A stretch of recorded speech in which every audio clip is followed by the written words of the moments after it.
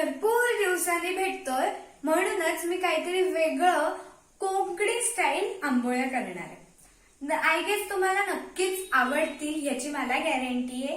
चला बघूया कशा करायच्या कोकणी स्टाईल आंबोळ्या।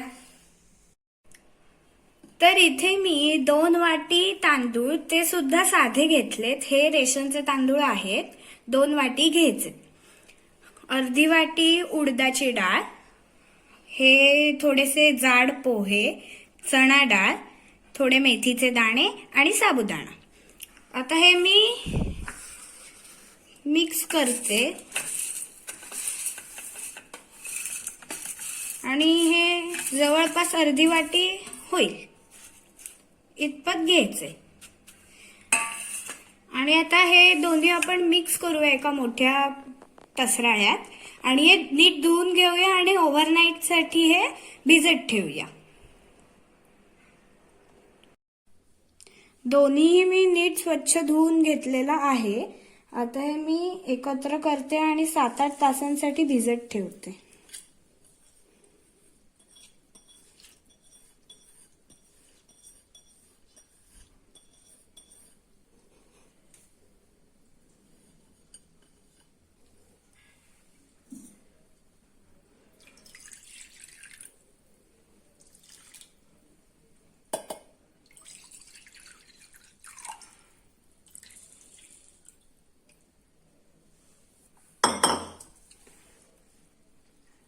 ते पूर्णपणे बुडेल इतपत पाणी घ्यायचंय।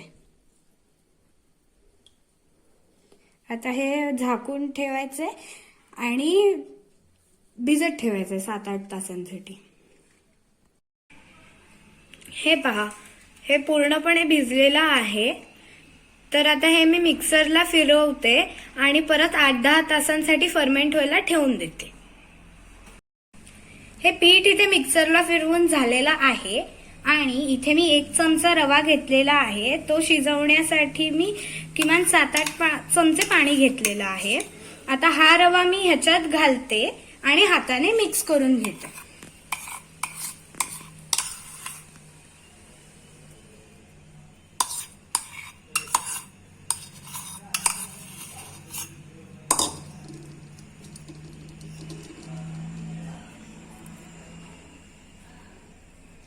हाताने मिक्स केल्याने फर्मेंट व्हायला मदत होते।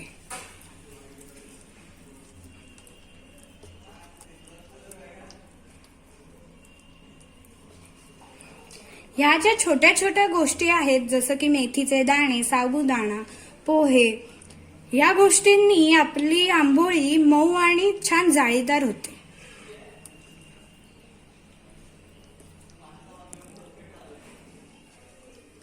हे पहा, हे पीठ चांगलं मिक्स झालेलं आहे रव्याबरोबर। आता हे आपण झाकून ठेवूया आणि 8-10 तासांसाठी फर्मेंट व्हायला ठेवून देऊया।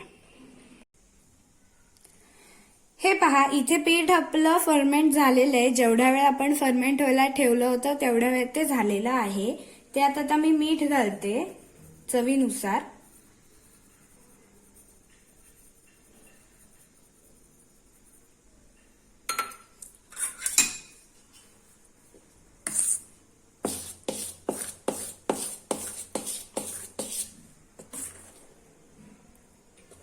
तुम्ही या पिठात इनो घालू शकता। इनो न घालताही आपल्या आंबोळ्या मस्त सॉफ्ट आणि जाळीदार होतील। मी इथे इनो घालत नाहीये आणि थंडी असल्यामुळे हे पीठ जास्त फुगलं नाही। तुम्ही जर उन्हाळ्यात आंबोळ्या केल्या तर पीठ मस्त फुगेल।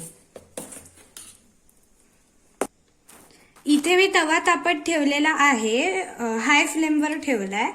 त्याला आता मी तेल लावून घेते आणि मग मीडियम फ्लेमवर करते।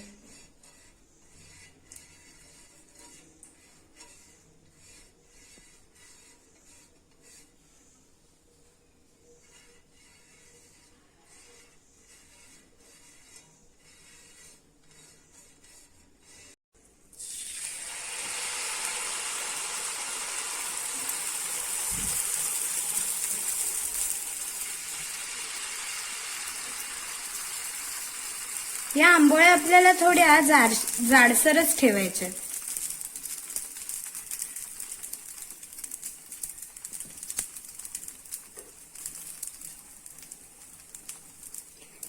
गॅसची फ्लेम मी थोडी वाढवते, मीडियम फ्लेमवर ठेवते.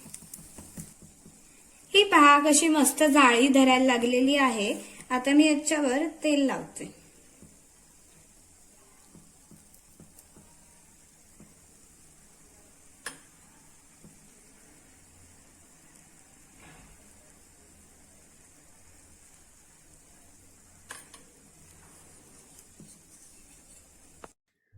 आता मी आंबोळी सोडवते आणि दुसऱ्या बाजूने पण भाजून घेते.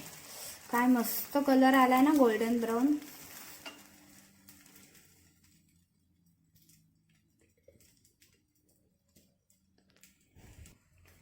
आता दुसऱ्या बाजूने पण झाली आहे का ते पाहूया. ही पहा झाली आहे आपली आंबोळी तयार. तर अशाच मी अजून पुढच्या करून घेते.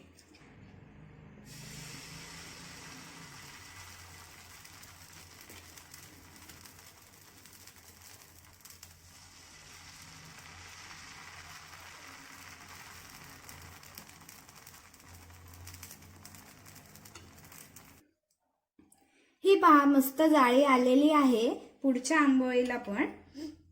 त्यामुळे मी तेल लावून घेते मस्तपैकी आणि कडा सोडवून घेते.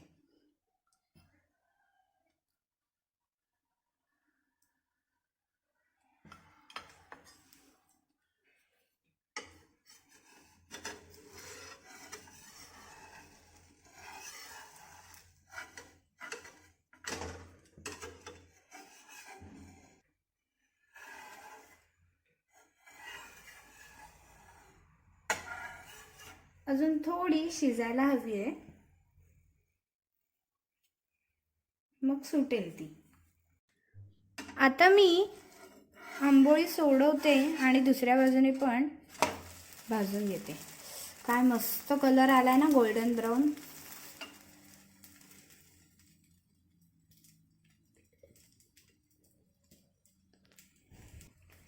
आता दुसऱ्या बाजूने पण झाली आहे का ते पाहूया. ही पहा झाली आहे आपली आंबोळी तयार. तर अशाच मी अजून पुढच्या करून घेते.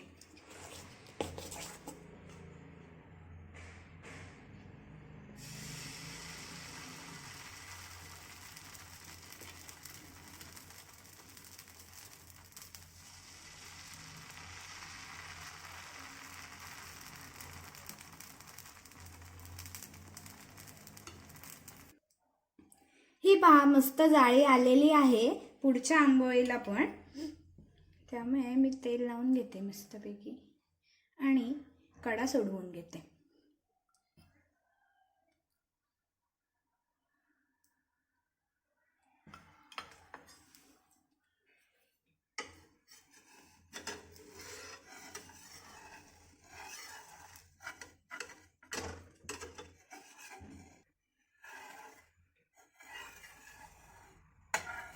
अजून थोडी शिजायला हवी आहे, मग सुटेल ती.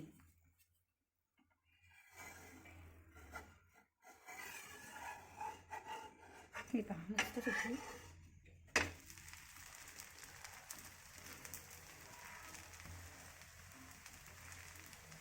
हिला या आंबोळीला पण मस्त गोल्डन ब्राऊन कलर आलेला आहे.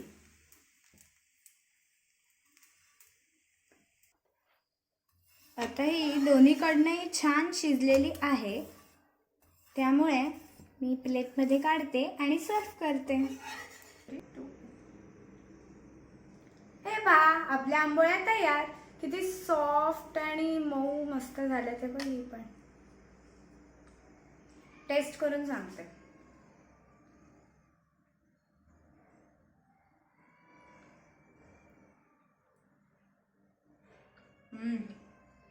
मस्त.